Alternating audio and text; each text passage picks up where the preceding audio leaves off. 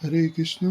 तो आज से हम श्रीमद् भगवद गीता यथारूप लिखी गई कृष्ण कृपा मूर्ति श्री श्रीमद् एसी भक्ति वेदांत स्वामी प्रभुपाद संस्थापक आचार्य अंतर्राष्ट्रीय कृष्ण भावनामृत संघ इस्कॉन। तो आज से हम इसकी रीडिंग शुरू करेंगे। आज है पहला अध्याय, कुरुक्षेत्र के युद्ध स्थल में सैन्य निरीक्षण।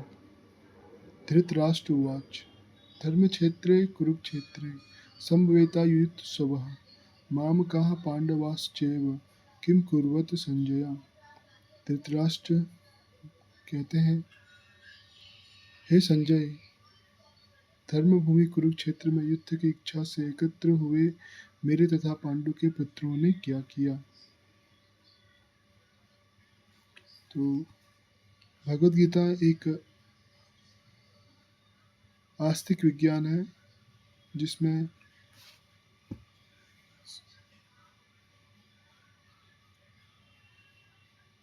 उल्लेख है कि मनुष्य को चाहिए कि वह श्री कृष्ण के भक्ति की सहायता से भगवद गीता का अध्ययन करें और स्वार्थ प्रेरित व्याख्यानों के बिना उसे समझने का प्रयास करें।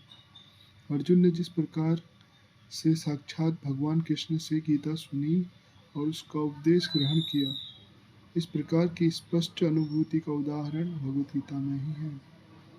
यदि उसी गुरु परंपरा से निजी स्वार्थ से प्रेरित हुए बिना किसी को भगवद गीता समझने का सौभाग्य प्राप्त हो, तो वह समस्त वैदिक ज्ञान तथा विश्व के समस्त शास्त्रों के ज्ञान अध्ययन को पीछे छोड़ देता है। पाठक को भगवद गीता में न केवल अन्य शास्त्रों की सारी बातें मिलेंगी, अपितु उससे ऐसी बातें भी मिलेंगी जो अन्यत्र कहीं उपलब्ध नहीं है। यह गीता का विशिष्ट मानदंड है। स्वयं भगवान श्री कृष्ण द्वारा साक्षात उच्चरित होने के कारण यह पूर्ण आस्तिक विज्ञान है। तो इस दुनिया में दो तरह के लोग हैं, एक आस्तिक है और एक नास्तिक है। आस्तिक मानता है कि भगवान है और दुनिया में जो कुछ भी बनाया गया है या दुनिया जिस तरह से चल रही है, चाहे हमारा सोलर सिस्टम है, ये पूरा यूनिवर्स है, ये भगवान के द्वारा बनाया गया है। और नास्तिक नास्तिक ये सोचता है कि सब कुछ ऑटोमेटिक है। एक दिन बिग बैंग हुआ और एक बड़ा धमाका हुआ जिसको बिग बैंग बोलते हैं। उसके बाद एक पूरा ब्रह्मांड है। तो भगवद गीता आस्तिक विज्ञान है। इसमें भगवान के बारे में और जो भगवान और अर्जुन जी का संवाद हुआ था, दोनों का कन्वर्सेशन हुआ था, उसके बारे में बताया गया है। महाभारत में वर्णित धृतराष्ट्र तथा संजय की वार्ताएं इस महान दर्शन के मूल सिद्धांत का कार्य करती हैं। माना जाता है कि इस दर्शन की प्रस्तुति कुरुक्षेत्र युद्ध स्थल में हुई, जो वैदिक युग से पवित्र तीर्थ स्थल रहा है।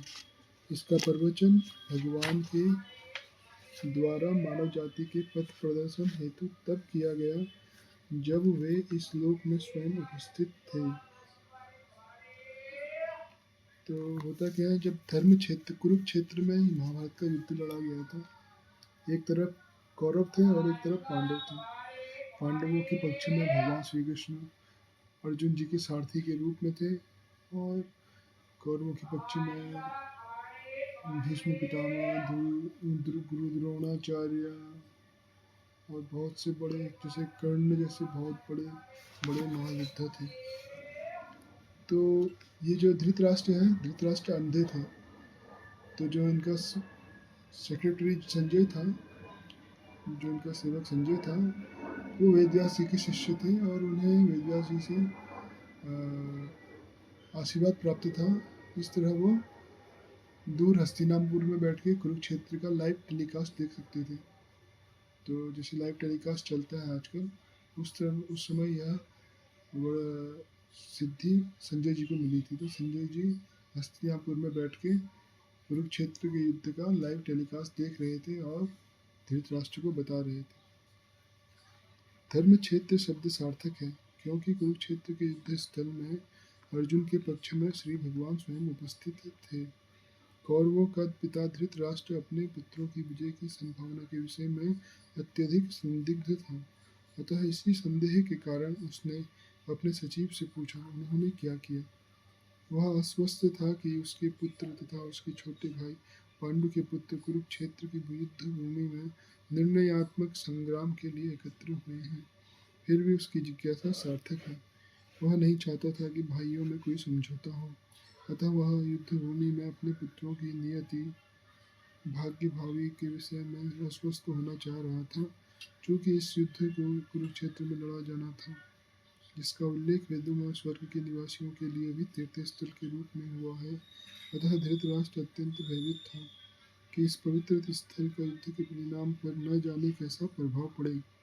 उसे भली भांति ज्ञात था कि उसका प्रभाव अर्जुन तथा पांडु के अन्य पुत्रों पर अत्यंत अनुकूल पड़ेगा, क्योंकि स्वभाव से वे भी सभी पुण्यात्मा थे। संजय श्री व्यास का शिष्य था, अतः उनकी कृपा से संजय धृतराष्ट्र की कक्षा में बैठे बैठे कुरुक्षेत्र के युद्ध स्थल का दर्शन कर सकता था।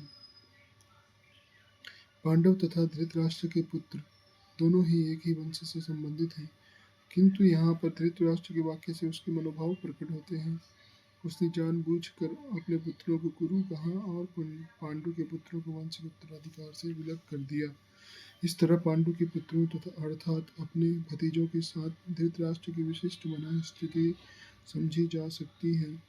जिस प्रकार धान के खेत से अवांछित पौधों को उखाड़ दिया जाता है, उसी प्रकार इस कथा के आरंभ से ही ऐसी आशा की जाती है कि जहाँ धर्म के पिता श्री कृष्ण उपस्थित हों, वहाँ कुरुक्षेत्र रूपी खेत में दुर्योधन आदि धृतराष्ट्र के पुत्र अभिरूपी अवांछित पौधों को समूल नष्ट करके युधिष्ठिर आदि नितांत धार्मिक पुरुषों की स्थापना की जाएगी। जहाँ यहाँ धर्म क्षेत्र तथा कुरुक्षेत्र शब्दों की उनकी ऐतिहासिक तथा वैदिक महत्ता के अतिरिक्त यही सार्थकता है। तो हुआ क्या था, पांडु और धृतराष्ट्र दो भाई थे। पांडु जी छोटे थे और धृतराष्ट्र उनसे बड़े थे।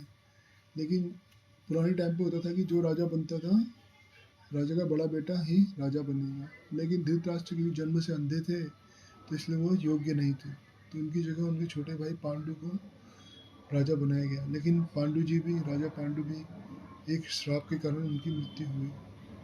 तो उनकी मृत्यु के बाद क्या होता है, उनके जो बेटे हैं पांडव, वो उनको उत्तराधिकार मिलना चाहिए था। तो पांडव उस टाइम पे छोटे थे, तो धृतराष्ट्र जी को कुछ समय के लिए गद्दी संभालने को कहा गया। लेकिन जब पांडव बड़े हो गए, तो धृतराष्ट्र जी ये गद्दी छोड़ना नहीं चाहते थे, वो राजा बने रहना चाहते थे। इसीलिए जब कुरुक्षेत्र में युद्ध क्षेत्र में कुरु और पांडव इकट्ठा हुए, तो धृतराष्ट्र ने पूरा पक्षपातपूर्ण रवैया दिखाया और अपने पुत्रों को कुरु कहा और पांडु पुत्रों को पांडव कह के अलग दिखाया। कुरुक्षेत्र धर्म का क्षेत्र है, क्योंकि पांडव धर्म अपने न्याय पाने के लिए, अपना हिस्सा, अपना हक पाने के लिए वो युद्ध में उतरे थे। इसीलिए भगवान भी उनके साथ थे। हरे कृष्णा। नेक्स्ट दिन नेक्स्ट श्लोक पे चर्चा होगी। हरि बोल। किसी का क्वेश्चन है तो पूछ सकते हैं जो इसी ही श्लोक से रिलेटेड हो। आप ये बुक ऑर्डर भी कर सकते हैं। आप मैसेज में डालिएगा और मेरे टेलीग्राम पे मैसेज डालिएगा। मेरे टेलीग्राम यूजर आईडी है @selprabhupadbooks।